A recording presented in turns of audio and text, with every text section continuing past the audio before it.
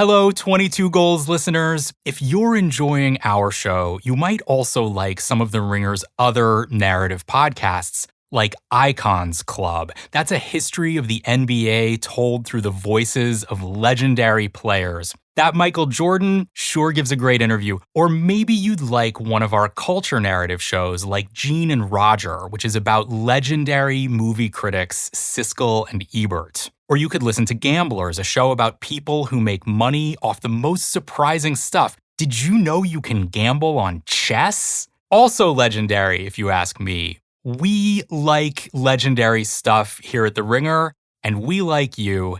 Thanks for listening.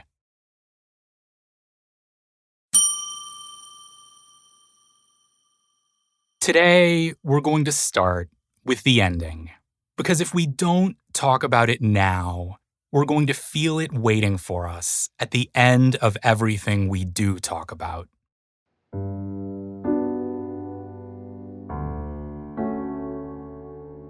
On June 22nd, 1994, Andres Escobar, the captain of the Colombia men's national soccer team, a widely respected player, a widely loved player, a player known as a quiet, serious, disciplined, courteous, and thoughtful human being, Andres Escobar scored an own goal in Colombia's match against the United States at the World Cup.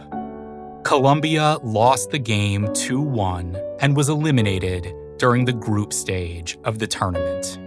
10 days later, on the early morning of July 2nd, 1994, Andres Escobar was confronted by a group of men outside a club in his hometown, Medellin, the second largest city in Colombia and the namesake of its most infamous drug cartel.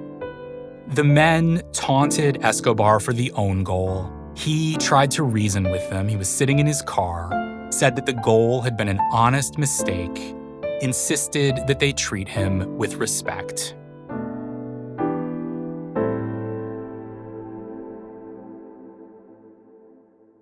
One of the men drew a .38 caliber pistol, shot Escobar 6 times, and killed him.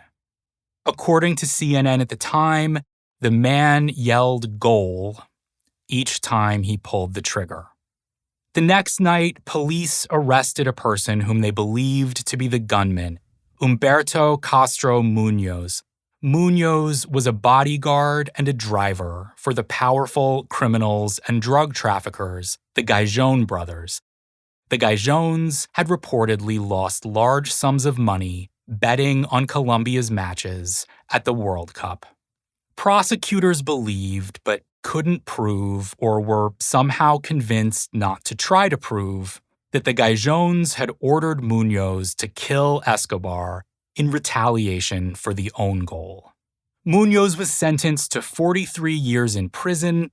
He wound up serving just 11 years before being released for good behavior. The Gajon brothers, who had powerful political connections, did a couple months each for trying to cover up the murder. Escobar's funeral drew thousands of Colombians who followed the car carrying his body on a 10-mile walk to the cemetery. When he was buried, the second round of the World Cup had just gotten underway in the U.S. This story ends with a coffin. There's no way around it. There's no plot twist in store for us. There's no revelation that reverses the tragedy in the third act. There's no third act. Andres Escobar lives for 27 years, and then he's murdered. That's what's coming. We all know. And now I want to ask you to do something almost impossible. I want to ask you to put all that out of your mind.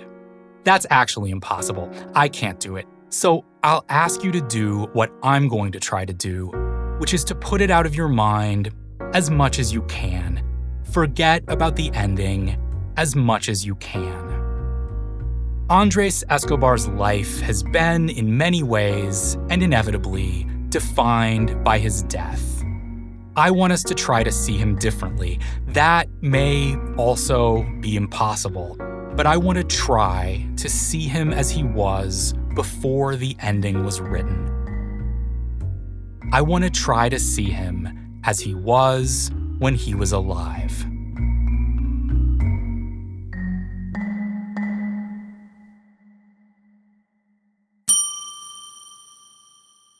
Before we go on, can we talk about my bell for a second? I have this bell. I've been trying to figure out what to do with it. I'm hoping you can help me. My bell is a nice bell. It's a hotel desk bell. You know, like a brass dome with a button on top, and you press your finger on the button to ring it and summon the clerk? Who should really? Where is that clerk? Do they really just leave this place? Well,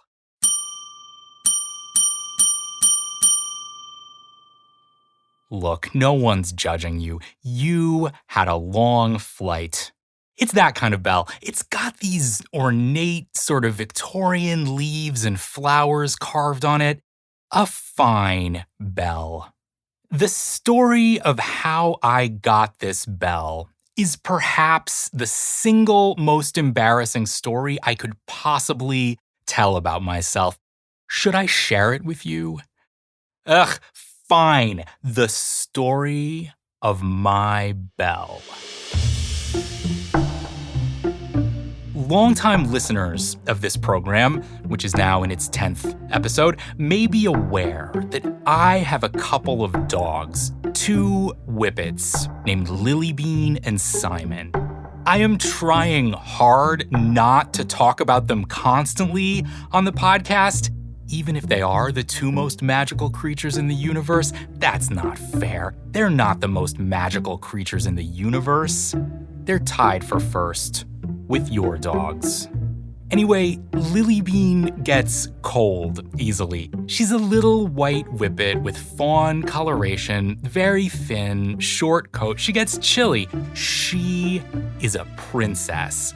You know how it goes. If you put Lilybean in a fairy tale, she wouldn't just refuse to sleep on a pile of mattresses with a P underneath them. She'd refuse to sleep on a pile of mattresses that had once had a P underneath them one time in the distant past. She'd be like, oh no, I'm not getting back up there. The horror is still fresh from last time. The horror being 1P.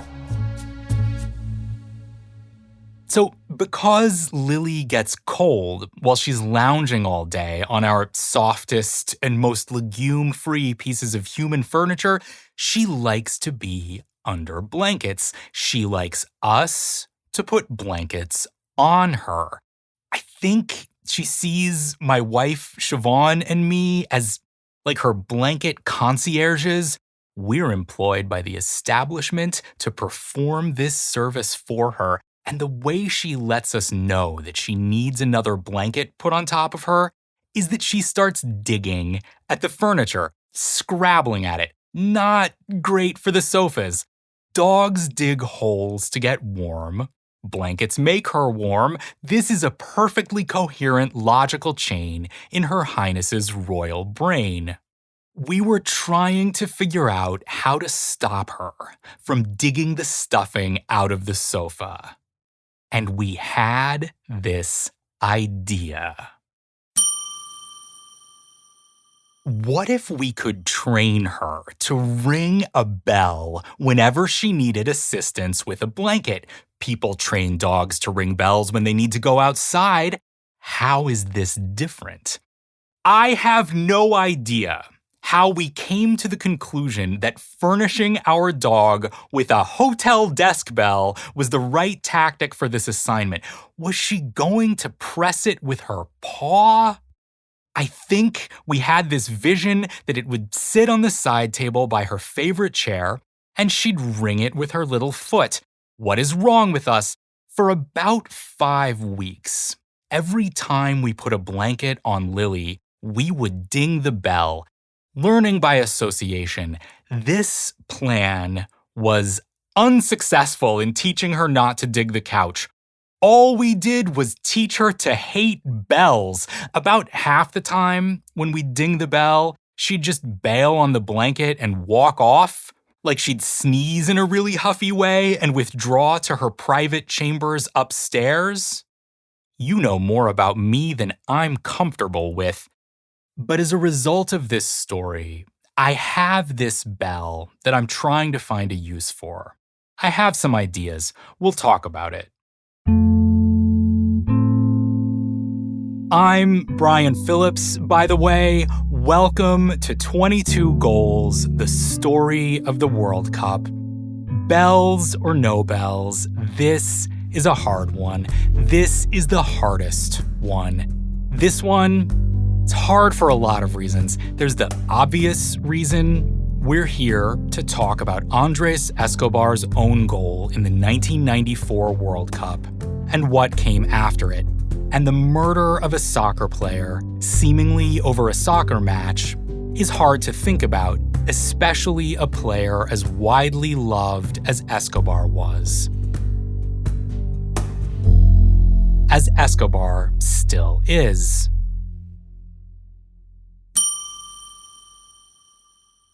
This is not a soccer podcast. Today, this is a place where we're going to spend some time feeling pretty sad. We are. But it's not all sad, I promise. Andres Escobar's death was tragic and violent. His life was anything but. But it's hard for other reasons too. Okay, I'm about to tell you a lot of really nice things about Andres Escobar. A lot of really warm, endearing stuff. That part isn't hard. But if you're anything like me, maybe you find it a little hard to trust stories in which a young person dies tragically, and then some media guy like me swoops in and tells you how great they were. He was the perfect son, she was the ideal partner, they were so respectful and hardworking and considerate. When I hear that, maybe it's just lifelong exposure to sports media, but I start squirming a little, if I'm honest. I think to myself, okay, sure, but what were they really like? Well, as far as I am able to make out, Andres Escobar truly was most of those things, maybe all of those things. The way people who knew him talk about him, you can be as cynical about media narratives as you want, but you can still hear the difference between genuine, deep admiration for a person and the forms of polite praise. And the way people tend to talk about Andres is the way you talk about someone whom you genuinely trusted and relied on. During the 1994 World Cup, the brother of one of his teammates was killed. And it was Andres who stayed up the night before the match in which he scored the own goal, who stayed up to support his teammate in his grief. He was that guy. Sometimes he was annoyingly that guy. He read a little bit of the Bible every day. Okay, he kept 2 bookmarks in his Bible. Fine. The 2 bookmarks were a picture of his mom and a picture of his fiancée. Come on! But that's who Andres Escobar was. He believed that there was a connection between the way you lived your life and the way you played soccer. He said that if your life is disorganized, you'll be a mess on the pitch. So maybe it's fair to look at his game to help us understand how he lived, why people felt that way about him. He was a defender. His game was disciplined, calm. If you watch him, he doesn't seem clinical or cold on the pitch so much as he exudes a sort of purposeful tranquility. There are some defenders who have this wonderful quality, an easily overlooked quality, of calming everything down wherever they go on the pitch. An attack in soccer is a really exciting thing. It makes your heart beat faster. It makes everything seem frantic and thrilling. And I love that. But if you're a defender, no, that is not what you want. You want heart rates to go down. You want excitement to dissipate. And there are a few defenders, it's a weird magic trick, who just seem to dissipate frenzy through sheer personal gravity. Paolo Maldini was like that. I never understood how he did it. I always got the impression that if you stood next to Paolo Maldini, like in a line at the airport, you'd feel really centered all of a sudden. It would ground you. Everything is actually fine. And that's great if you're in line at the airport, but if you're an attacking midfielder and you're leading the forces of mayhem on a shrieking charge into the gates of the enemy fortress, the last thing you want to meet is a defender who grounds you and makes all the tension drain out of your legs. And that's how Andres Escobar played soccer. I think he really was the guy people talk about, but at the same time, partly because he was a genuinely admirable person, because it's so easy to celebrate him, Andres Escobar, the human being, has gotten a little hard to make out. He's become a symbol to millions of people. His death represents the dark side of soccer, an era of Colombian history, the victims of drug cartels. But no one is a symbol on a Tuesday afternoon. No one is a symbol to themselves. So there is a question hanging over this episode like a church bell over a cathedral. The question is, how can we see Andres Escobar now? Where do we look for him? How do we find the person behind the martyr, behind the icon? The person who didn't always know what he was doing, the person who had whims and foibles and who worried about stuff and laughed about stuff and liked one kind of cereal better than another kind of cereal and lived his life never expecting it to end the way it did. How does that person relate to Andres Escobar, the figure of official memory?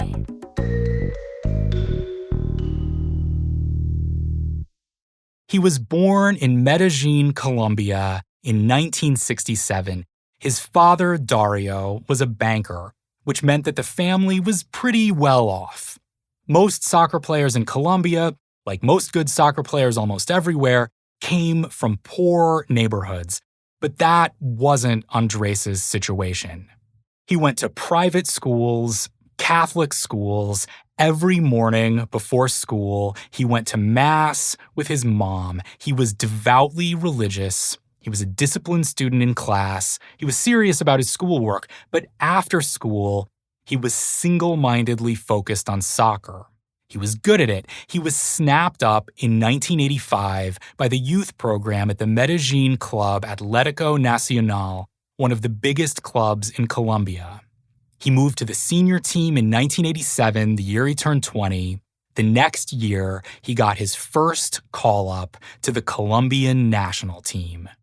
And here is something I really like about Andres at the age of 21. To me, this is a little window, a little glimpse through the image and into the person.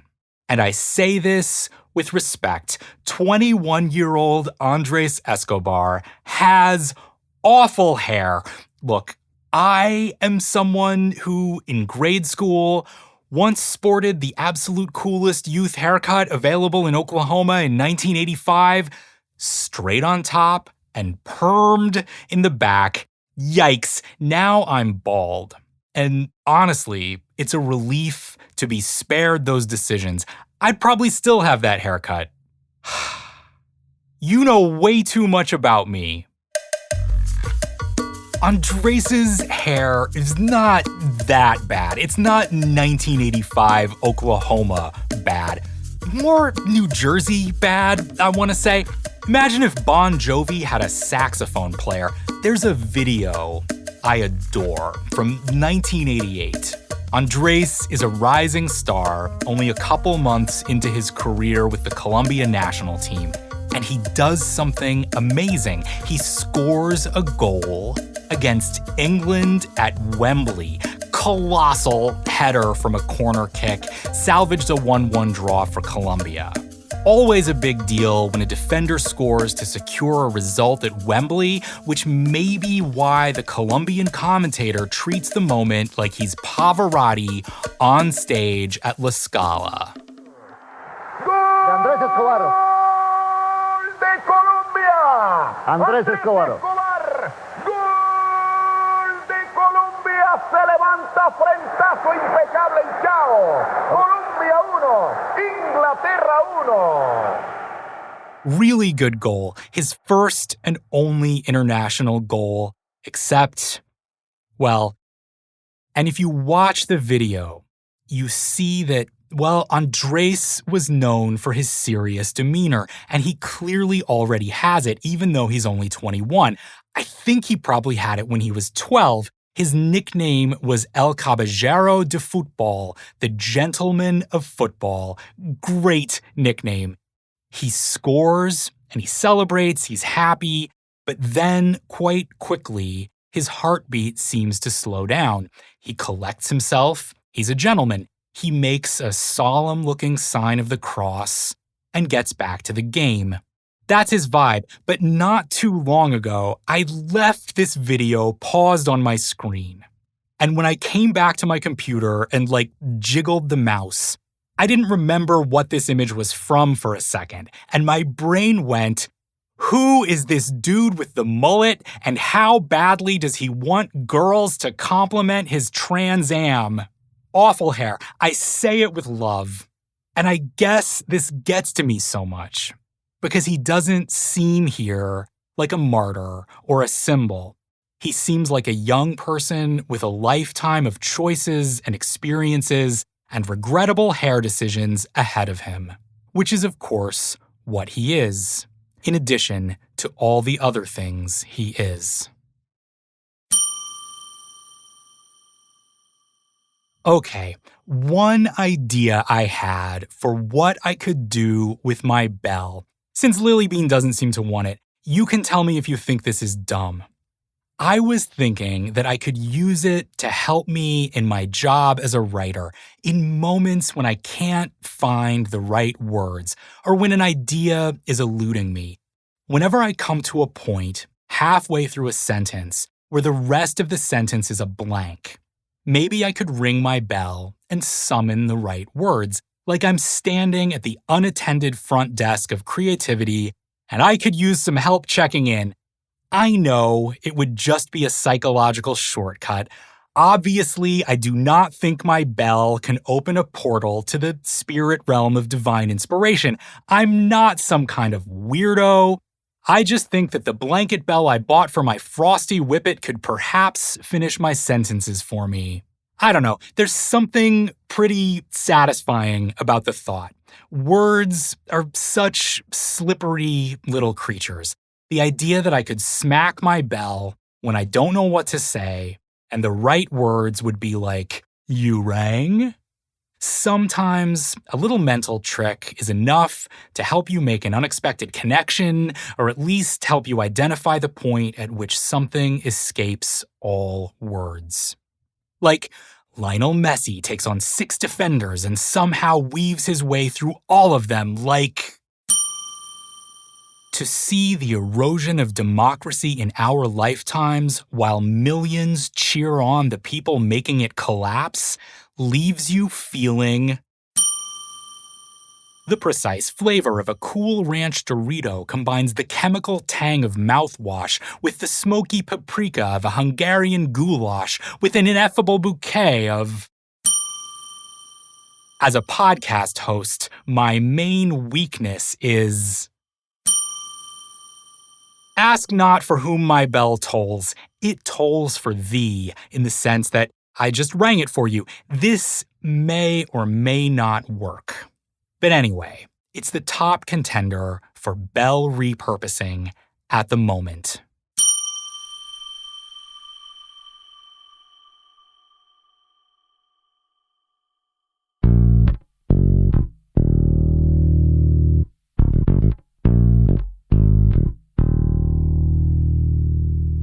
Did you watch The Two Escobars?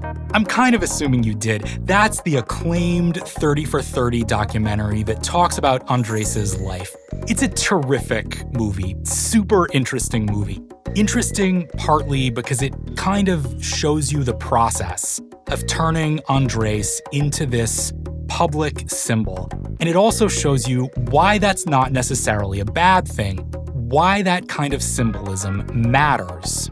So The Two Escobars juxtaposes Andres Escobar's life and death with the rise and fall of Pablo Escobar, the head of Colombia's most powerful drug cartel during the 80s and early 90s, an era when Colombian drug cartels were more or less running the country, and the country seemed to be sliding into anarchy and violence. Andres and Pablo aren't related at all. They just have the same last name. I created a whole podcast around repetitions of the number 22, content, loves, and echo.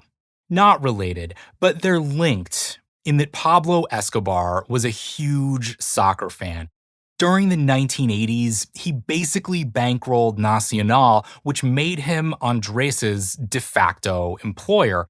Many of Colombia's drug lords were passionate about soccer, both for sporting reasons and for money laundering reasons. Combine your hobbies. Colombia rose as a soccer power in the 80s, and a major reason why was the cash that the cartels poured into the game.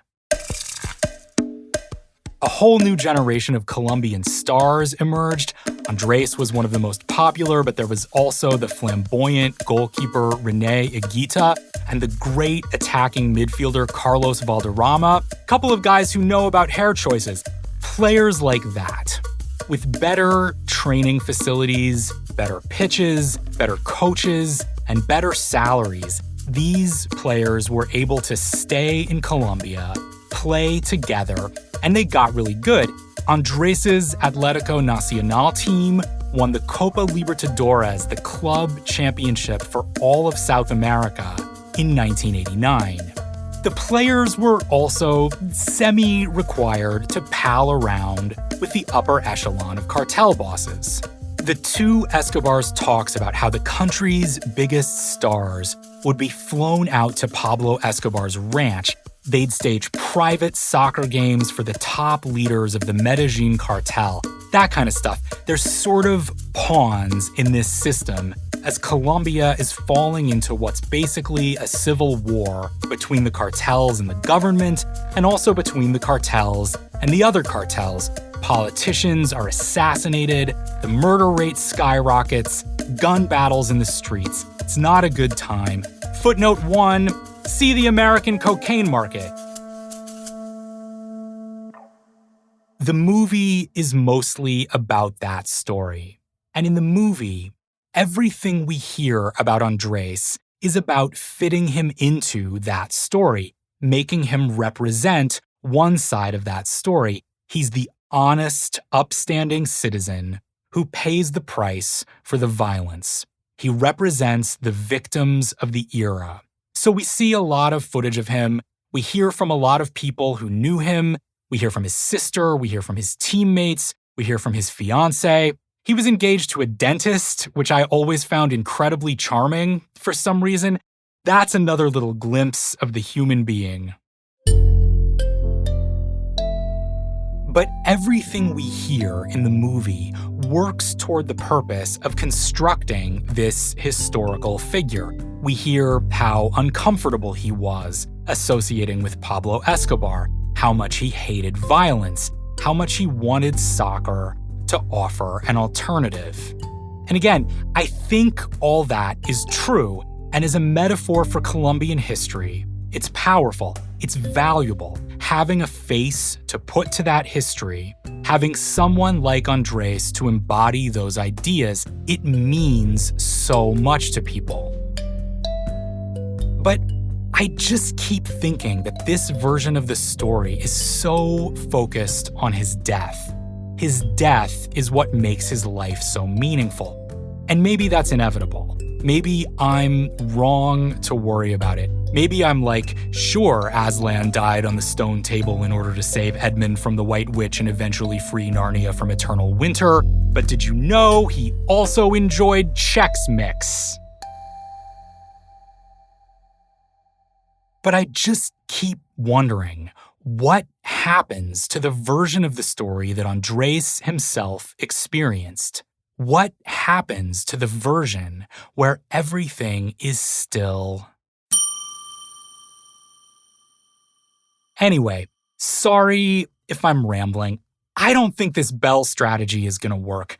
I may still fall back on it if I'm desperate. But you can't summon the right words out of thin air. Partly because, what the hell was I even talking about? And partly because words don't come out of nothing. They come out of history. They come out of other words. Okay, I'm gonna keep rambling for a second. One of my favorite word origin stories, just quickly, and I promise this is gonna come back to soccer, belongs to the word salient. Long time ago, in the 1600s, the word salient is part of a term called salient point, which refers to the first moment when a heartbeat can be detected in an embryo. Comes from the Latin word salire, which means to jump. The salient point is where you can feel the heart jumping. Because jumping also implies emerging or standing out, the word salient also starts to be used to describe things that are conspicuous or things that project outward. The most prominent part of an argument is now also called the salient point. And soldiers start using salient to describe a kind of warfare in which a military force controls a small strip of land projecting into enemy territory. By World War I, salient has evolved to the point where you can have the Ypres salient, a narrow strip of land in Belgium that saw some of the bloodiest fighting of the entire 20th century. And so a word can start out meaning a heartbeat and end up denoting a place where 600,000 people died by violence. Language just goes where it goes. Another story like this is the story of the word glamour. This is super counterintuitive, but glamour, with its suggestion of style and fascination and charisma, started out as the same word as grammar, meaning like sentence diagrams, because centuries ago, most people in Europe couldn't read, and so reading was imbued with a kind of magical quality. If you could read, if you were a scholar, then you were assumed to be privy to all kinds of secret and perhaps forbidden knowledge. So an old word for a magical spell book, maybe you know this if you ever played Dungeons & Dragons, is grimoire. Grimoire, grammar. And over time, that sense of grammar as magic and the other sense of grammar as the structure of language started to pull apart. And the magic version became glamour, which then evolved to mean spellbinding style. And so there's this invisible but intimate connection between our word for this vibrant, intoxicating beauty and our word for the technical study of sentence forms. All right, ramble concluded. Sorry. 1994. By the time the 1994 Men's World Cup kicks off in the United States, Andres is one of the most popular athletes in Colombia. He's the captain of the national team. He's got endorsement deals. He's in a ton of commercials. You can go on YouTube today and see him advertising like Speed Stick deodorant. I love this actually because Well, I don't know if it's a glimpse of Andres, the spontaneous human being, but it's a glimpse of Andres completely outside the memorialization industrial complex. Here's Andres, now with slightly shorter hair, in a clean, bright locker room, taking the speed stick off the top shelf of the locker and holding it up for the camera in the universal TV commercial deodorant grip. You know, the one where you raise the deodorant up to shoulder height like it's your phone and you're trying to show someone a photo?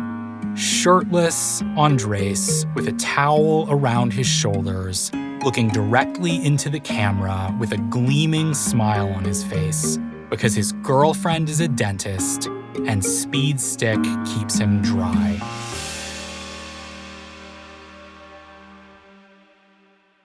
It's a lot to process. 1994. Pablo Escobar has been killed, gunned down at the end of 1993. This has not made Colombia safer. It has made Colombia more violent and chaotic because now all the lesser drug lords are fighting for the scraps. Colombia's international image is more or less in ruins. It's the murder capital of the world. Bombings, kidnappings, profound fear, profound unrest.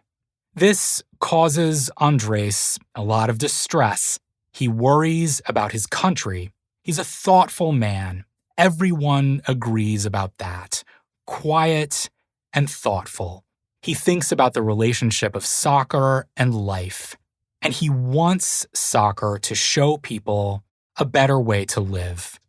One of his friends, the journalist Cesar Mauricio Velázquez, says he saw soccer as, quote, a school of life to teach values and tolerance. Andres himself will later say, we have only two options, either allow anger to paralyze us and the violence continues, or we overcome and try our best to help others. It's our choice.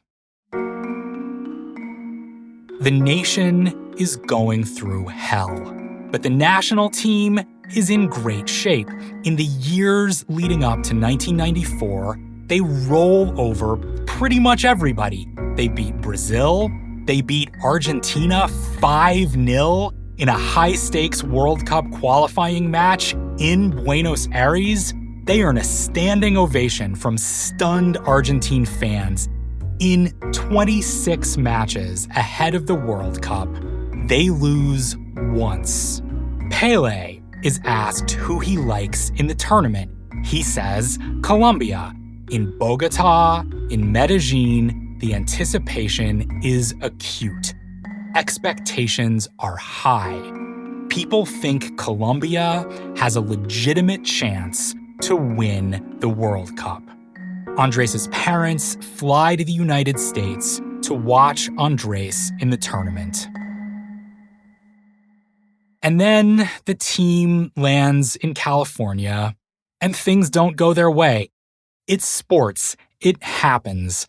On June 18th, they have a nightmare match against Romania in Group A. They lose 3-1 in front of almost 92,000 people at the Rose Bowl. And now the real nightmare starts. The players start receiving death threats. Someone hacks the TVs in their hotel room to display a message. The message says that if the manager plays the midfielder Gabriel Gomez in the next match, the entire team will be killed. The players are worried about their families back home. Only a few months earlier, the infant son of one of Escobar's fellow defenders had been kidnapped in Medellin. Now people are saying that powerful cartel figures are losing money betting on the team. Andres' friend Velázquez says, there appeared a sort of dark hand that was very upset with the team's performance. The manager, Francisco Maturana, shows up to a player meeting in tears. He's decided to pull Gomez, the player the hotel TVs warned him not to play, from the squad. Gomez is a key member of the team, but Maturana is afraid to put his players' lives at risk. This is the atmosphere leading into their second game of the tournament. They're playing the U.S. once again at the Rose Bowl, June 22nd. They're terrified. They barely speak before the match. Game kicks off. Colombia throws everything they've got into attacking what should be an overmatched American side. Colombia should easily beat the Americans. Colombia dominates play. The ball will not go in the net. And then, in the 22nd minute, Andres Escobar is tracking back to defend in the area when the American midfielder John Harkes plays a diagonal cross from the left side of the goal. I said earlier that this wasn't going to be an unremittingly sad episode, and I meant that. This isn't an unremittingly sad episode or an unremittingly dark episode because Andres Escobar was not a dark person. Andres Escobar is not the cartels. Andres Escobar is not Colombian history. Andres Escobar is not the murder of Andres Escobar. At this moment, with the ball flying in from the left, he's a particular person, experiencing his own life from moment to moment, just as we all are. And I don't want to erase him by letting darkness define his story. Soccer promotes joy. Soccer also sometimes leads to violence. People sometimes talk about this contradiction like it's surprising. I don't know, I guess I don't really think soccer is all that special in this regard. Anything that provokes strong feelings can lead to violence. People commit murder for love. The same word can mean a heartbeat and a battlefield. Soccer isn't immune from human contradiction. But the question is, how can we respect the symbol, respect the historical significance Andres assumed, without erasing the kid who probably daydreamed sometimes when he was sitting in church with his mom, the person who said wise things about the nature of sports, but also the person who drove to the studio muttering his speed stick script under his breath, the person who saw the Bon Jovi haircut and said, "Hell yeah." The person who listened to his girlfriend talk about teeth and thought, "This is what I want to do for the rest of my life." What happened to Andres was dark, but Andres' life wasn't dark to him. It was just life. I believe all that. But I'd be lying if I said I didn't have a sick feeling in my stomach about what's coming next. He turns to clear the ball. He hits it awkwardly. There's not much to it. He just hits it awkwardly. It flies past the goalkeeper, goes in the net, goal USA. How many worse own goals have I seen in soccer games? Dozens. And if you listen back to the calls of the goal at the time, in Spanish, English, doesn't matter, you hear that it sounds just about like any other World Cup goal.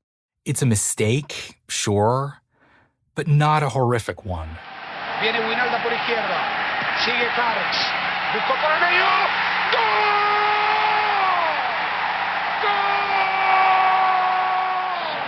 Jury desperate to get up on the outside.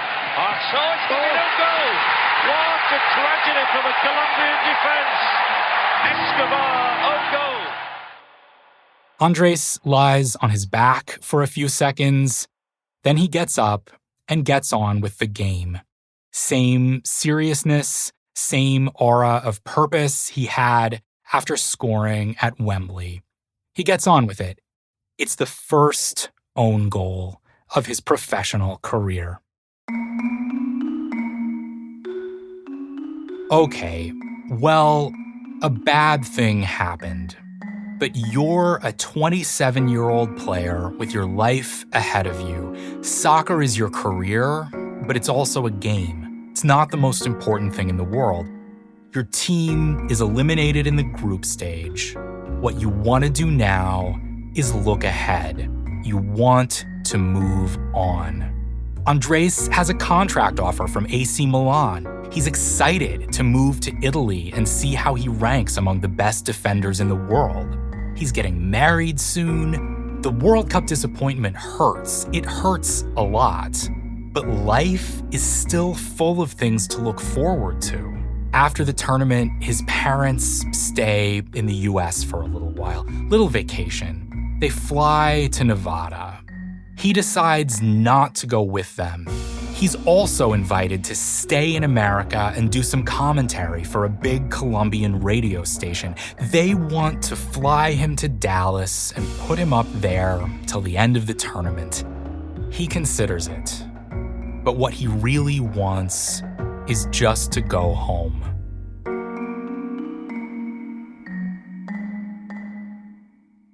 So he goes home, back to Medellin. He knows Colombia fans are devastated, and he knows many fans blame him. He wants to help them move on from the loss, so he writes a column for a Colombian newspaper called El Tiempo.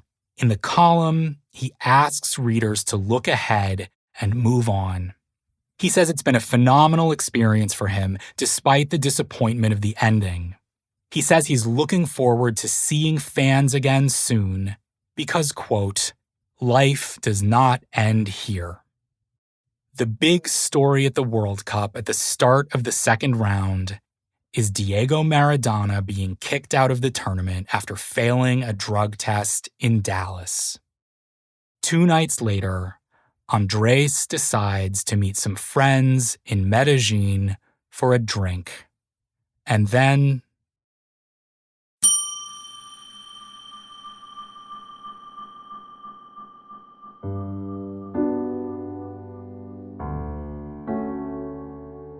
that's the end of the story. We knew it was coming, and I don't know the answer to my question about where to find Andres Escobar. I don't. I haven't figured out how to resolve those contradictions of memory. Andres Escobar seems to mean more to people all the time. He gets easier to admire and harder to see. That's how it goes. But you know, I do think about how words change, how meanings change. You can't stop that process from happening. Meaning is not stable in language. It's shifting all the time. But the best thing about language, in my opinion, is that old meanings, well, they don't quite disappear. They inform the new meanings. They give our speech overtones, suggestions, hints of things we may not even be conscious of. When we say an actor is glamorous, we're connected to this ancient story about literacy and magic that maps in the strangest way onto what we're saying. The old meanings talk to our new meanings. They enliven each other. Maybe it works that way with memories, too.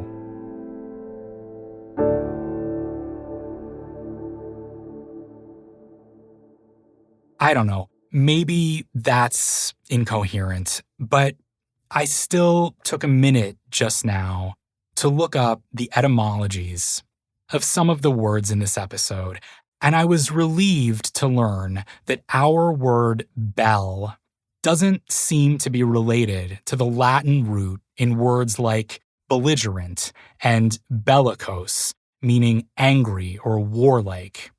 Bell comes from the Old English word bella with an E at the end, which means a loud noise, a great roar.